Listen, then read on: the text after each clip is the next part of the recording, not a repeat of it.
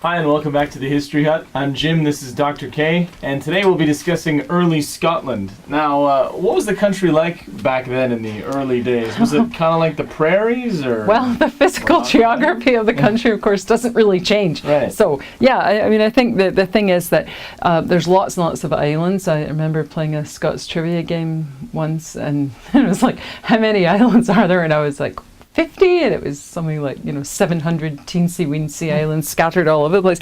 So lots of scattered islands, a lot of them rocky and uninhabitable, but some livable. And then quite a bit of the land, about 3/5 of the land, probably as much as that, is mountainous, and then you have some woodland, and then the fertile areas are in the south, kind of from Glasgow and Edinburgh down to the borders. And of course you have a division that's both physical and cultural into the Highlands and the Lowlands. And there's the Highland Lowland split's more of a kind of east-west split across the country, but kind of going up the way a little bit rather than just a straight, okay, that's us, we're at this bit, and then south of there is the Lowlands. So you've got a kind of east-westish split that goes up to Stonehaven in the northeast, and then there are some really important places in even before the rise of towns. But with the rise of towns, you get the town of Stirling guarding all of the routes going north, south, east, and west. So there's some places that if you hold them, you can more or less hold everything, and we'll see that becomes important later on in the Wars of Independence.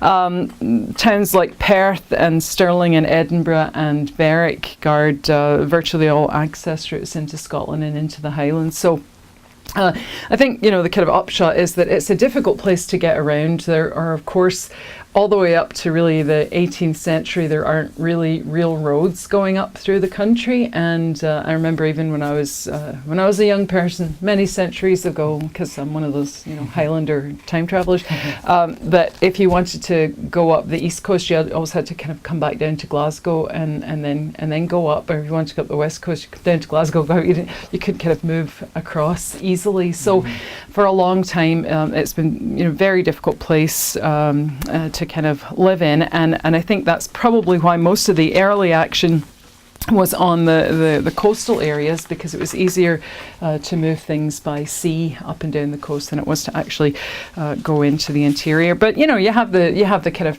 technical division, the Grampians, that's kind of south of Aberdeen, the foothills of the Grampian Mountains, where they meet the sea. That's called the Mounth, Mounth. And then you've got the Lowlands in the Midland Valley, kind of east to west coast, about 30 miles across. And then you hit water again, and that's the cultural and becomes the cultural and political heartland of Scotland. And then you have in the northeast, of course, not only the top of the country, but you have the Orkney Islands and the Shetland Islands.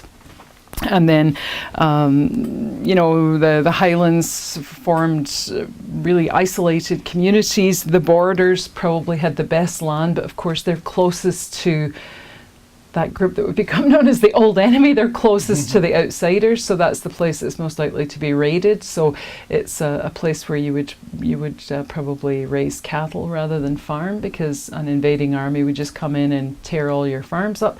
But with any luck, you could whack your cattle on the back and take them with you as you ran away to someplace else. So a beautiful country, but from the very earliest of times had significant challenges in getting around, and so you have lots of small isolated communities.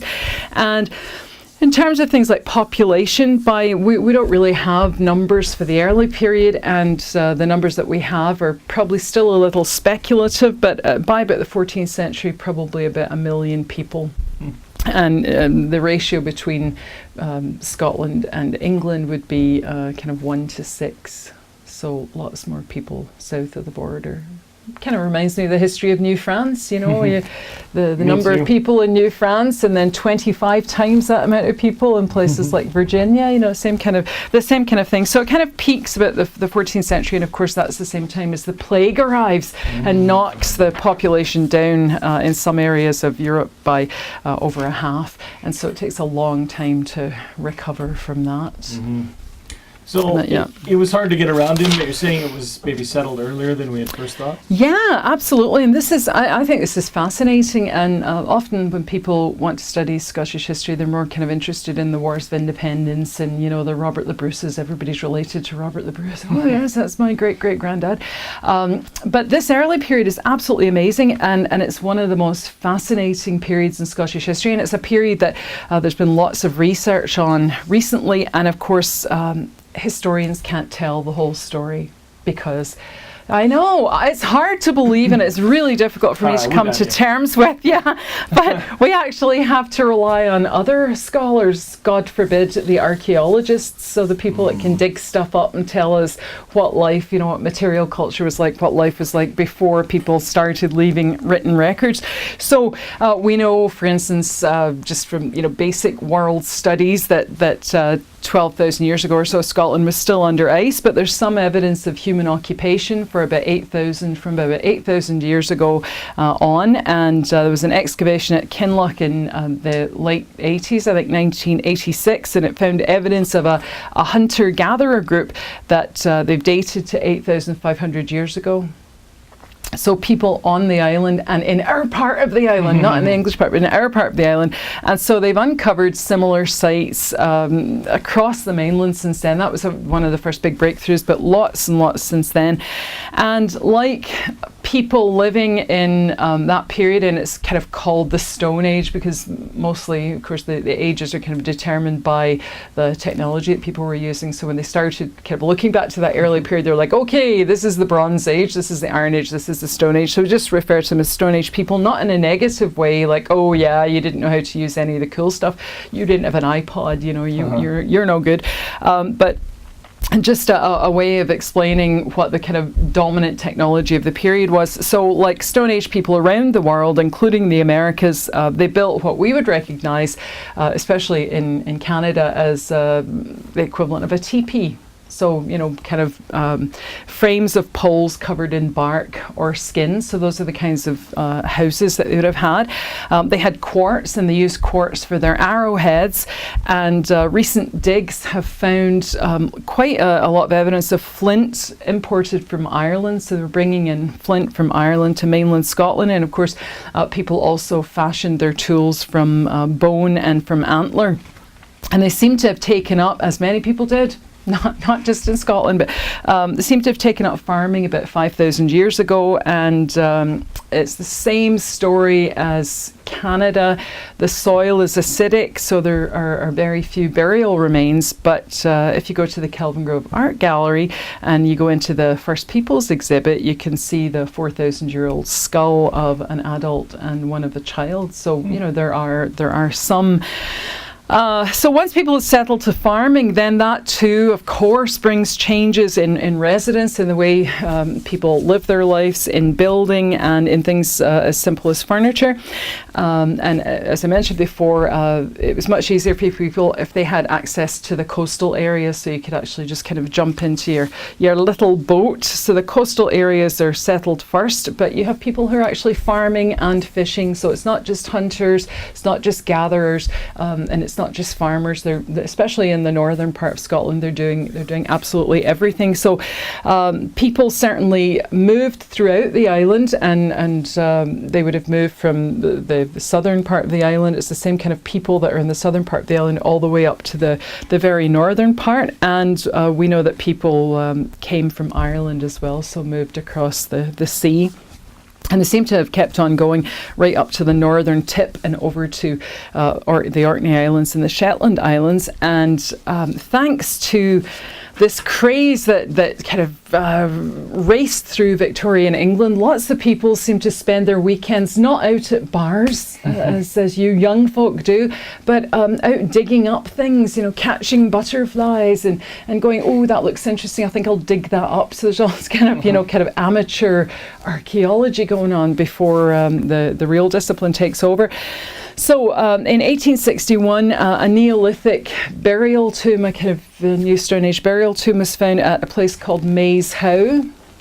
Our book for the day, Maze How, and it's in Orkney, and it was there'd been some changes to what we think happened there, but basically it was a large mound. It's built about 5,000 years ago. It's one of those UNESCO or World Heritage sites, so you can go and walk around it, and it sits fairly close to something else, the standing stones of Brodgar and Stenness, and you know, shows great sophistication in its building.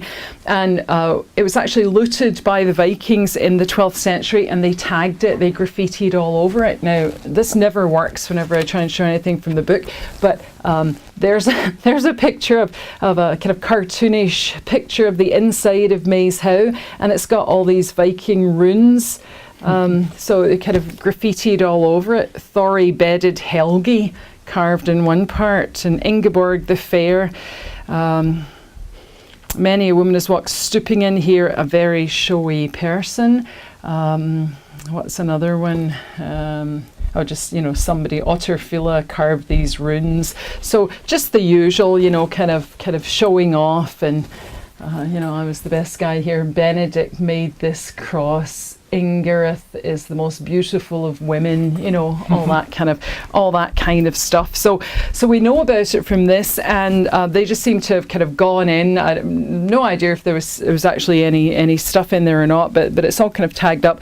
And then, as I said, it's kind of refound in the 1820s, and then it's forgotten about again, and then it's broken into in the 1860s, and then finally it's excavated in the 1950s and then in the 1970s, and it's a spectacular site. But I'll just leave the front page up so you can have a wee look at that. So the function seemed to have been, it's a burial chamber, so it would have been built for people to put their dead in, along with usually they put in their pottery or things that were important to them, in the way that, you know, in the modern period, maybe somebody would be buried with their favourite Tupperware. Maybe not, I don't know. I don't have any Tupperware, so I wouldn't know.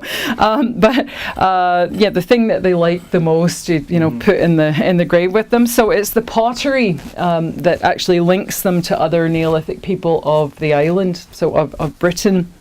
And they would have had things like horses and eagles buried with them, the men, you know, kind of symbol of status or as totems. And they made some stone engravings as well on the interior of the graves. So there's nothing kind of left in it when we get to the modern period. So I mentioned that it's close to the standing stones of Brodgar. Well, in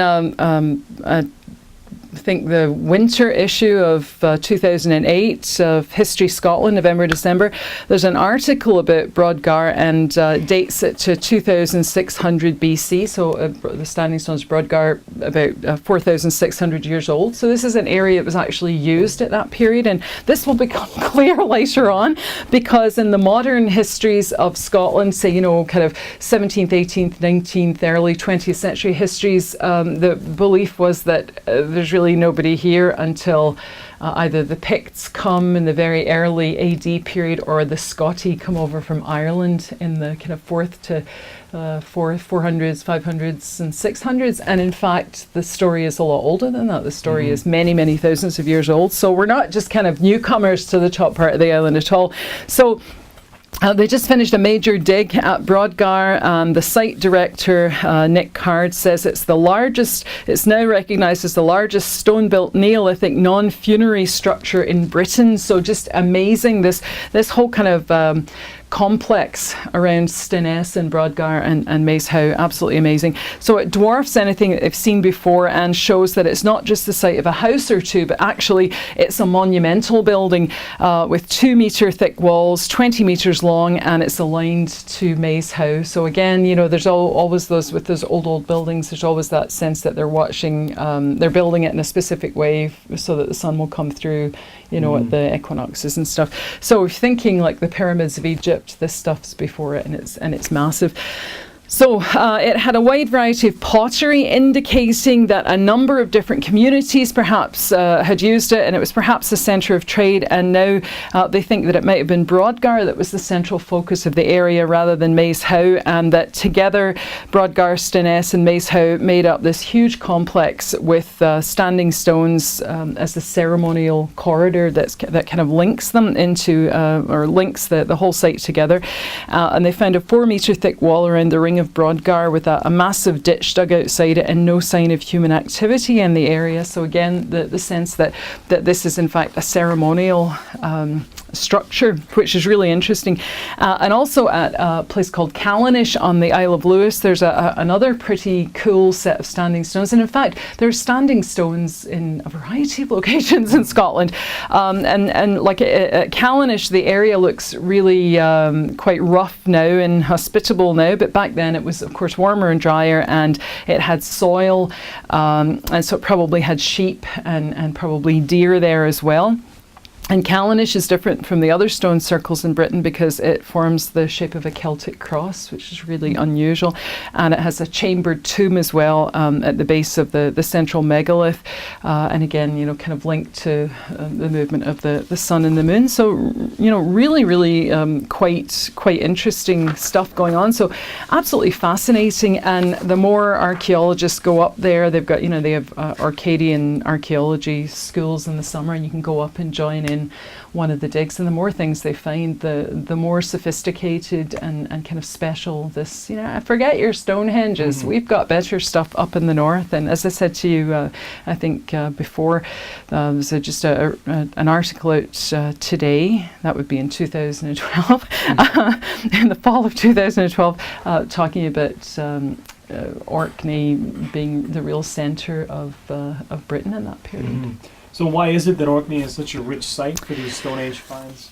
Well, it seems to be the place that was the most settled. So we actually have communities. So rather than just having the ceremonial stones there, you've actually got signs of communal building and communal living.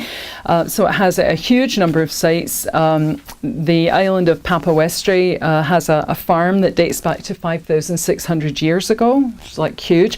The farm's got 2 stone houses with timber benches and grinding stones and a hearth and cupboards. So, you know, like it's like you're just, having found it, you're just looking at like you don't need the reconstruction, you're just looking at the actual village or the actual site. And the best known excavated site for the Stone Age is the Stone Age village at Skara Brae, which I didn't bring my book on, but Skara Brae, Skarabrae, Skara Brae at Orkney. And Skara Brae, they found 9 houses linked by passageways. In 1954, they dated Skara Brae on pottery evidence as to about 1500 BC, and that was before they did radiocarbon dating on it, and that was used in the 70s. And now the accepted date is that it was active. It was an active community about 3100 BC. So, you know, fairly old as well. So that makes it about 5,000 years oldish. About 5,000 years old. And again, it was discovered in 1850 when an Atlantic storm ripped away its sand covering, and then it was worked on in the 1920s and in the 1970s, and it's thought to have had a population of about 50 people, and they would have been in 6 to 9 houses, and it's in a perfectly preserved state. Its original stone furniture is all there. So, hard to move, but stone cupboards, and according to Uncle John's Bathroom Reader Plunges into History, it had the first stone toilet Oh. Yeah, that flushed stuff away, so there's that. And it was preserved because they buried the stone slab walls up to roof level in clay and waste material for insulation and protection. And then, of course, it wasn't wasn't uncovered until a massive storm kind of tore all that away, and it tears away what looks like nothing, and then you have this stone community there. So it's pretty amazing. So each house had a central hearth and clay floors, and then they would have like large stone dressers beside the doors, and little kind of hidey holes for private things, and people slept on stone beds, and they had workhouses, workshops outside the houses, where they used chert as a flint substitute, and they made that into stone tools. And we know that they used volcanic rock because it was washed up there from Iceland, so they made tools from that as well. And they made all sorts of. It shows you that they're beyond just kind of survival, because they made stones, beautifully carved stones for game playing, and they made bone necklaces, and they found polished stone axes and bone and ivory pins that are beautifully worked, and thousands and thousands of tubular shaped beads. So Skara Brae is just this amazing site, and in the 1970s they found another 3 structures, and they found now that this is just one of many. We thought, I think originally that this was it, but it looks as though that's just the one that was uncovered and has had the most work done on it. But absolutely amazing if you go and see it, or you can Google it if you Google it, or go on BBC, the BBC History site. They have pictures from Skara Brae, so pretty amazing, and it makes the story of Scotland a lot older because it's actual real settlements. Well, that wraps up part 1 of this discussion. Join us again for part 2.